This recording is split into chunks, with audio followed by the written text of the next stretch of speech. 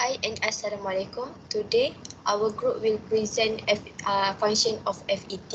My name is Nur Alina binti Muhammad Hidi. My name is Lim Kuro. My name is Nurfaz Natisha binti Azizi. And my name is Shazan Fatihah binti Fauzi. Okay, so today we would like to introduce the function of FET. What is FET? The FET or field effect transistor is a type of transistor that uses an electric field to control the flow of current in a semiconductor. First of all, FET has two different types, which is JFET and MOSFET. So the JFET has two channels, which is P channel and N channel, whereby the MOSFET has two different types, which are enhanced mode and depletion mode, which also have N-P channel. Next, this is the symbol of JFET N channel and P channel. So the difference between these two is actually is arrow only, which the arrow for N channel is entered to the gate and P channel is opposite. Next, this is the symbol for MOSFET that actually closely similar to JFET but has a different based on the symbol at the gate area. This is the basic structure of FET. Firstly, the source terminal at the source which carries which majority of charge carries entered FET. The drain is the terminal where the majority of charge carries exit from FET. The gate terminal which is contribute of N and P type semiconductor. This creates a doped PN junction region that can control the flow of the carrier from source to drain. The body is the substrate on which the FET is built. In discrete applications, it is internally tied to the source pin, allowing its effect to be ignored entirely. Lastly, the channel is the region in which the majority carries pass from the source terminal to the drain terminal. Lastly, we can see the operation of FET is basically similar with the operation of tap water, whereby the drain is similar with the source of the current. The gate is actually has the same function of the pipe, and the source is the water as current flow in the circuit. The FET is basically controlled by voltage difference from BJT. Other than that, this is the construction of JFETs. JFET has two subtypes, which are N-channel JFET and P-channel JFET, as shown in the slide. The arrow plays an important role to show different types of JFET. If the arrow pointing towards the gate, it shows that the JFET is N-channel, while if the arrow does not point towards the gate, it shows that the JFET is P-channel.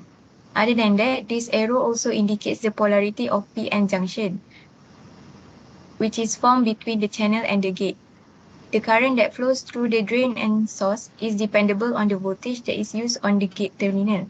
The gate voltage is negative for the N-channel JFET, while the gate voltage is positive for the P-channel JFET. Next, based on this figure, we can see the basic construction of a JFET. The N-channel JFET consists of P-type material in N-type substrate, while a P-channel JFET consists of N-type material in a P-type substrate. JFET is constructed using the long channel of semiconductor material. Depends on the construction process. It is a P-type JFET if it has a large number of positive charge carrier, which refers as hole, while it is N-type JFET if it has a large number of negative charge carrier, which refer as electron. Next.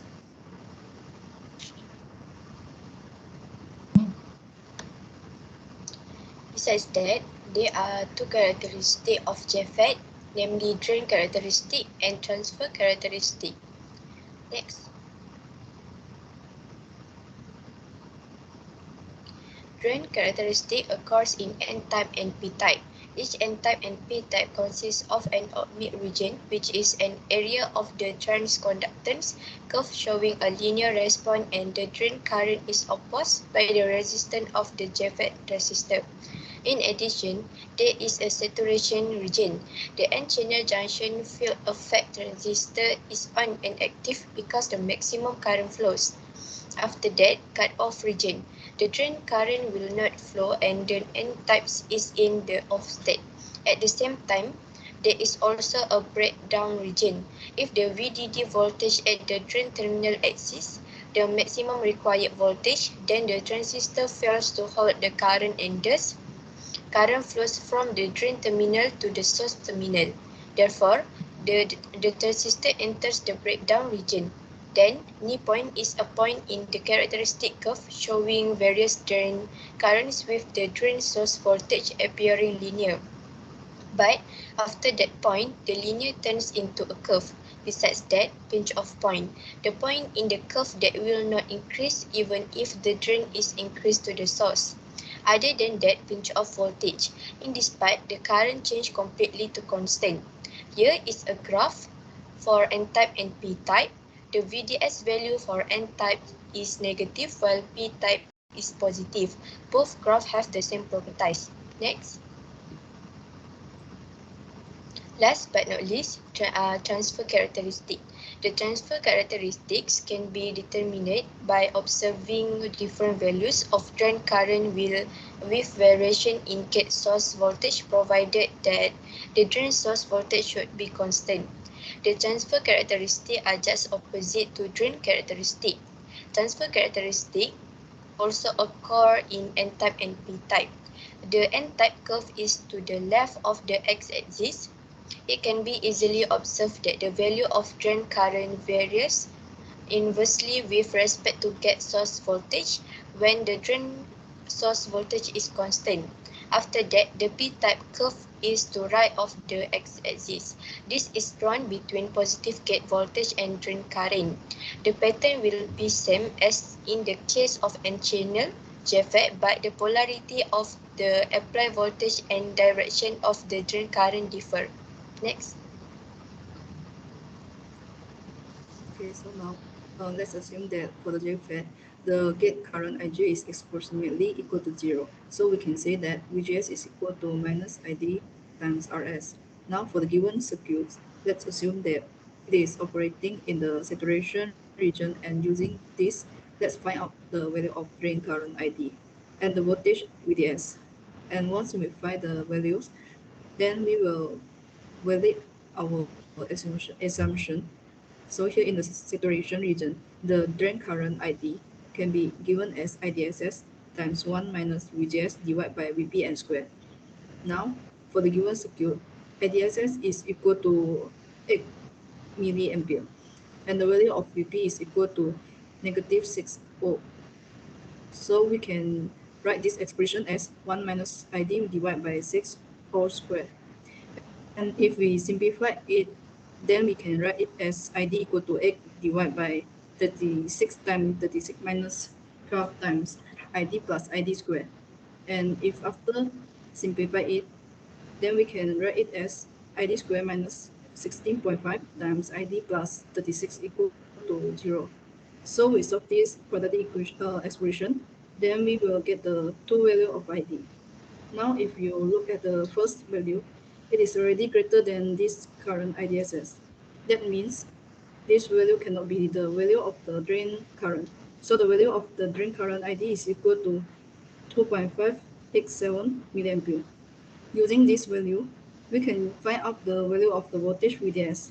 We know that the voltage VDS can be given as VDD minus ID times RD plus RS. Now, here the value of voltage VDD is equal to 18 volt, and the value of drain current IDs and the value of RD and RS are 3 kilo ohms and 1 kilo ohms respectively. After we solve it, then the value of VDS will come around as 7.652 volt. So this will be the value of voltage VDS. The voltage VDS can be given as minus ID times RS. That is equal to minus 2.587 milliampere times 1 kilo ohms, which is equal to negative 2.587.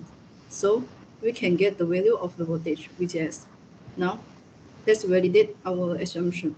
So now, the N-channel JFET, to operate the circuit in the saturation region, the value of this voltage VDS will be greater than or equal to VGS minus VP. So from this, the value of voltage VGS minus Vp will be equal to 3.413 volt.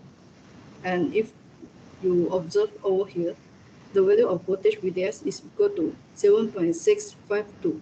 So it is already greater than the value of VGS minus Vp. That means the circuit is already operating in the saturation region. And we can use this expression for finding the value of current ID and the voltage VDS. Okay, that's all from us. Thank you.